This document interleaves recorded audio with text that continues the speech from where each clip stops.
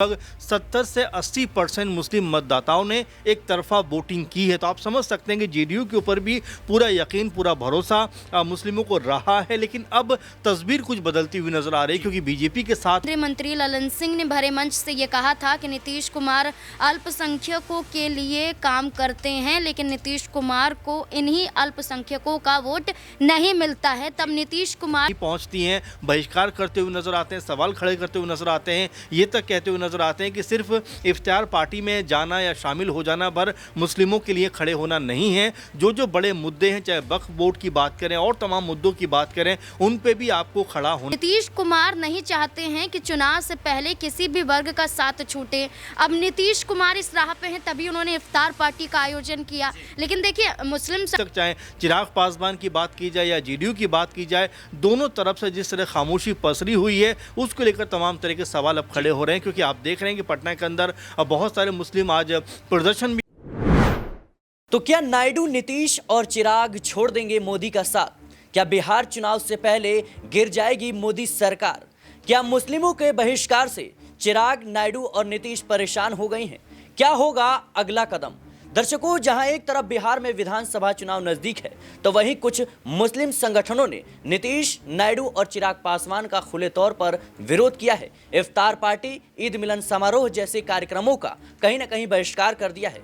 ऐसे में सवाल इस बात को लेकर उठ रहे हैं कि आखिर कब तक ये सहयोगी दल चुप्पी साधे रहेंगे। सवाल इस बात को लेकर उठ रहे हैं कि आखिर कब तक ये भारतीय जनता पार्टी का साथ देंगे, क्योंकि जहां एक तरफ भारतीय जनता पार्टी इन सहयोगियों की बदौलत केंद्र से लेकर राज्य तक अपनी सरकार बना रही है, तो वहीं इन पार्टी की विचारधाराओं को लेकर सवाल उठ रहे हैं।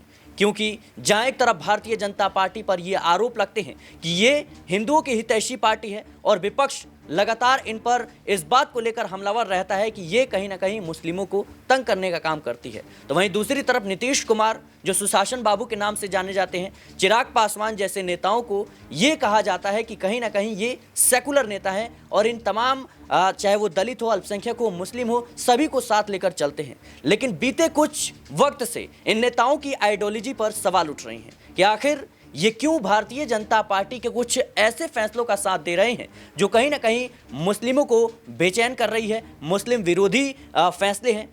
ऐसे में जिस तरीके से अभी रमज़ान का वक्त है और तमाम पार्टियों के द्वारा इफ्तार पार्टी का आयोजन किया जा रहा है, इसमें जेडीयू और चिराग पासवान की एलजेपीआर पार्टी भी शामिल है, लेकिन कहीं ना कहीं इन पार्टियों के द्वारा आयोजन की गई इफ्तार पार्टी का खुले तौर पर कुछ मुस्लिम संगठनों ने बहिष्कार कर दिया। उनका मानना है कि सिर्फ इफ्तार पार्टी, ईद मिलन कार्यक्रम से नहीं होने वाला, आपको मुसलमानों का साथ देना होगा, आपको मुस्लिमों के साथ खड़ा होना पड़ेगा। चिराग पासवान ने बयान दिया कि मेरे पिता ने बिहार में एक मुस्लिम मुख्यमंत्री बनाने के लिए अपनी पार्टी खत्म कर दी, लेकिन आज कांग्रेस और आरजेडी इन लोगों की कहीं ना कहीं हितैषी पार्टी बन गई है। शिकायत हमसे है, उनसे नहीं। ऐसे में बड़ा सवाल कि क्या इस मुस्लिम संगठनों के बहिष्कार के बाद अब ये तमाम नेता भारतीय जनता पार्टी को सोच विचार पर मजबूर कर देंगे? क्या भारतीय जनता पार्टी के खिलाफ बड़ा कदम उठाएंगे? बिहार में विधानसभा चुनाव नजदीक है और चुनाव ऐसा वक्त है कि नेताओं को अपने फैसले बदलने के लिए मजबूर कर देता है।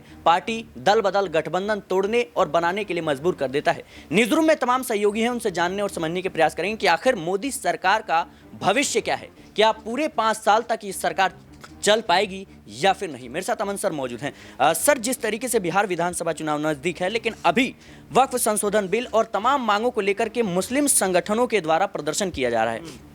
पटना में आज प्रदर्शन है, नीतीश कुमार को भी बुलावा है कि भाई नीतीश कुमार जी, आप हमारा साथ दीजिए, हमने आपका साथ दिया है। कैसे देख रहे हैं आप? क्या बिहार विधानसभा चुनाव से पहले नीतीश कुमार और चिराग पासवान जैसे नेता मजबूर होते हुए नजर आएंगे मोदी का साथ छोड़ने? देखिए, बिल्कुल। और बिहार में लगातार जिस तरह से अब पॉलिटिक्स पूरी तरह से कह सकते हैं अपने उफान पर दिखाई पड़ रही है, उसकी वजह भी है क्योंकि 5-6 महीने के बाद चुनाव बिहार में होने वाले हैं। उससे पहले तमाम जो पॉलिटिकल पार्टियां हैं पूरी तरीके से बिसात बिछाना चाहती हैं। इसी बीच अगर देखा जाए तो बिहार के अंदर एमवाई समीकरण को लेकर हमें हमेशा बात होती है, क्योंकि लालू यादव आरजेडी ने जिस तरह से बिहार के अंदर माहौल बनाया और जिस तरह से एमवाई समीकरण के सहारे लगभग 15 साल तक राज किया, उसी समीकरण को अभी भी आगे लेकर जाना चाहते हैं। लेकिन इस 10-15 साल की बात करें, जबकि लगातार नीतीश कुमार मुख्यमंत्री रहे हैं और मुस्लिमों ने अब नीतीश कुमार का भी साथ दिया है, तो वो भी बड़ा इंटरेस्टिंग फैक्ट है। क्योंकि 2015 की अगर बात करें तो लगभग ये दिखाई पड़ता है कि नीतीश कुमार के फेवर में या उनके पक्ष में लगभग 70 से 80% मुस्लिम मतदाताओं ने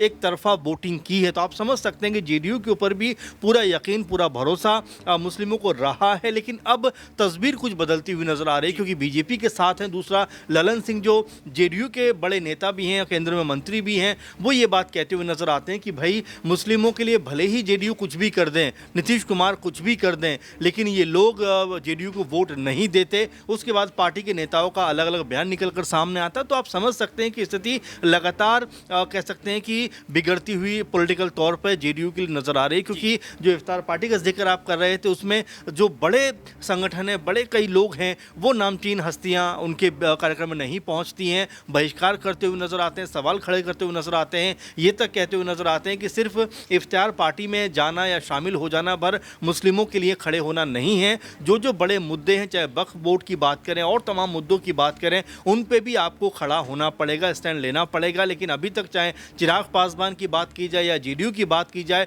दोनों तरफ से जिस तरह खामोशी पसरी हुई है, उसको लेकर तमाम तरह के सवाल अब खड़े हो रहे हैं। क्योंकि आप देख रहे हैं कि पटना के अंदर बहुत सारे मुस्लिम आज प्रदर्शन भी कर रहे हैं वक्फ बोर्ड में जो परिवर्तन किया जा रहा है उसको लेकर, और तमाम तरह से ये मांग कर रहे हैं कि जेडीयू को और एलजेपीआर यानी कि चिराग पासवान को अपना रुख स्पष्ट करना चाहिए। अगर वो अपना रुख स्पष्ट नहीं करते हैं तो आप देखिए कि यहाँ पर मुस्लिमों का जो तबका है, जो एक बड़ी कह सकते हैं यहाँ पे कम्युनिटी नज़र आती है, 17-18% यहाँ पर वोट बैंक मुस्लिमों का नज़र आता है, यानी कि 1.5 करोड़ के आसपास वोट बैंक है। अगर ये आरजेडी के पक्ष में गया, महागठबंधन के पक्ष में गया, तो बड़ा मुश्किल हो जाएगा संभालना। जो लगातार सत्ता में आने की बात कर रहे हैं, वो सपना टूटता हुआ नीतीश कुमार का बीजेपी का नज़र आ सकता है। बिल्कुल दर्शकों, जाहिर सी बात है कि जहां एक तरफ भारतीय जनता पार्टी की सरकार वक्त संशोधन बिल को पास कराने के लिए पुरजोर कोशिश कर रही है और कहीं ना कहीं इससे मुस्लिम संगठनों में नाराजगी है, उन पार्टियों के खिलाफ जो कहीं ना कहीं खुद को सेकुलर बताते हैं, उन नेताओं के खिलाफ जो खुद को सेकुलर बताते हैं,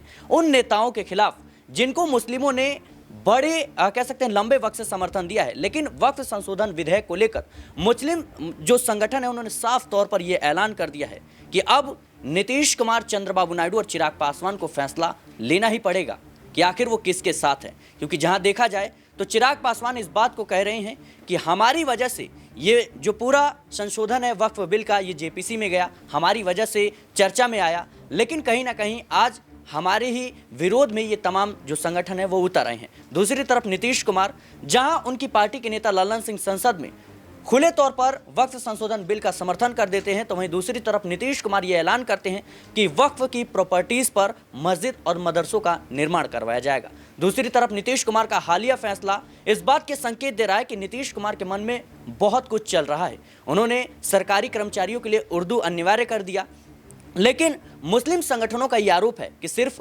उर्दू को बढ़ावा देने से, इफ्तार पार्टी के आयोजन से या टोपी पहन लेने से काम नहीं चलने वाला। अब आपको वाकई में हमारे साथ आगे खड़ा होना पड़ेगा। मेरे साथ नाजमिन मौजूद है। नाजमिन, जिस तरीके से देखा जाए तो भारतीय जनता पार्टी भी अब मुस्लिम वोटर्स को कहीं ना कहीं लुभाने के लिए तमाम तरह के कदम उठा रही, चाहे वो जम्मू कश्मीर का हो या फिर बिहार चुनाव को देखते हुए भी हो। लेकिन इन पार्टियों को लेकर सवाल उठ रहे हैं, इन पार्टी के विचारधाराओं को लेकर सवाल उठ रहे हैं, जो कहीं ना कहीं लंबे वक्त से भारतीय जनता पार्टी के साथ है, जिन्होंने खुद को सेकुलर पार्टी के तौर पर खड़ा जरूर किया था, लेकिन कहीं ना कहीं अब उनके फैसलों को लेकर सवाल उठ रहे हैं कि वो भारतीय जनता पार्टी के साथ है, चाहे वो वक्त संशोधन बिल को लेकर के हो या फिर मुस्लिमों के खिलाफ जिस तरीके से जो कह सकते हैं अनावश्यक चीजें हो रही हैं उसको लेकर के। कैसे देखने हैं? देखिए, अगर हम बात करें कि सिर्फ बिहार में जो चुनाव से पहले हम एक संगठन को लेकर ये दावा कर रहे हैं कि क्या वो संगठन, वो समुदाय नीतीश कुमार के साथ है या नहीं। लेकिन नीतीश कुमार तो पूरी तरह से तैयार हैं कि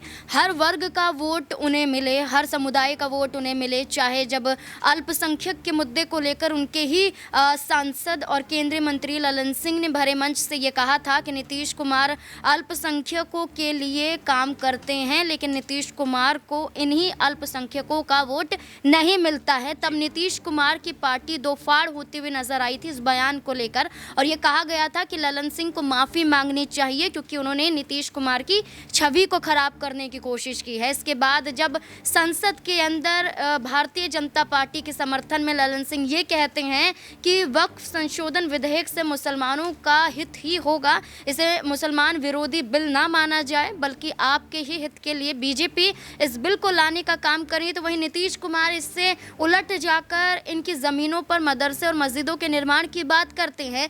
तो नीतीश कुमार नहीं चाहते हैं कि चुनाव से पहले किसी भी वर्ग का साथ छूटे। अब नीतीश कुमार इस राह पे हैं, तभी उन्होंने इफ्तार पार्टी का आयोजन किया। लेकिन देखिए, मुस्लिम संगठन भी खास तौर पर नीतीश कुमार का विरोध नहीं कर रहा है। जहां जमीयत उलेमाए हिंद की तरफ से ये कहा जाता है कि इफ्तार पार्टी का विरोध कीजिए, ईद मिलन समारोह का विरोध कीजिए, तो वहीं दूसरी तरफ हम मुस्लिम पर्सनल लॉ बोर्ड की बात करें तो उनके ज़रिए ये कहा जाता है कि विरोध करेंगे तो मुश्किलें हमारे लिए ही ज़्यादा खड़ी होंगी। अगर हमें वक्फ संशोधन जैसे विधेयक को संसद में पास नहीं करवाना है, इस बिल को लागू नहीं करवाना है, तो इन दलों का साथ ज़रूरी है, चाहे टीडीपी हो, चाहे चिराग पासवान की एलजेपीआर हो, चाहे नीतीश कुमार की यहाँ पर जेडीयू हो। तो ऐसे में मुस्लिम संगठन पूरी तरह से समर्थन नीतीश कुमार का और तमाम सहयोगियों का चाहते हैं। इसलिए बीजेपी यहाँ पर एक सौगात की बात कर देती है, जहाँ पर सौगाते मोदी मुहिम चलाया जाता है, जिसमें 32 लाख के करीब गरीब मुस्लिम परिवारों को यहाँ पर एक किट दी जाएगी, जिसमें राशन का पूरी व्यवस्था की जाएगी। यानी कि लुभाने की कोशिश की जा रही है कि वोट कहीं से भी कम ना हो। लेकिन नीतीश कुमार पूरी तरह से तैयार हैं कि महाराष्ट्र में आपने दलों को बांटा, आपने वर्गों को बांटा, लेकिन बिहार में ना दल बटेंगे, ना वर्ग बटेंगे और ना ही कोई धर्म बटेगा, सब मिलकर साथ चलेगा। और यही वजह है कि नीतीश कुमार आज जिस स्थिति में है उसका ये कारण है कि उन्हें विश्वास है कि चाहे कितना भी विरोध हो जाए, लेकिन नीतीश कुमार का साथ नहीं छूटने वाला है। जाहिर सी बात है दर्शकों, बिहार में विधानसभा चुनाव नजदीक है। ऐसे में सवाल इस बात को लेकर उठ रहे हैं कि क्या नीतीश कुमार, चिराग पासवान जैसे नेता अपनी पार्टी की आइडियोलॉजी बचाने के लिए क्या वो भारतीय जनता पार्टी के साथ समझौता करेंगे? क्या बीजेपी के साथ इस बिल को लेकर बातचीत करेंगे? क्या मुस्लिम वोटर्स को छिटकने से इनकी नाराजगी दूर करने के लिए क्या भारतीय जनता पार्टी के खिलाफ ये तमाम नेता कोई कदम उठाते हुए नजर आएंगे? क्योंकि चंद्रबाबू नायडू तो निकल गए, क्योंकि देखा जाए तो अब तेलंगाना में विधानसभा के चुनाव, तो देखना होगा कि अब नीतीश कुमार और चिराग पासवान का अगला कदम क्या होता है। फिलहाल के लिए इस रिपोर्ट में इतना ही। देश और दुनिया की तमाम खबरों के लिए बने रहना नेक्स्ट 9 न्यूज़ के साथ।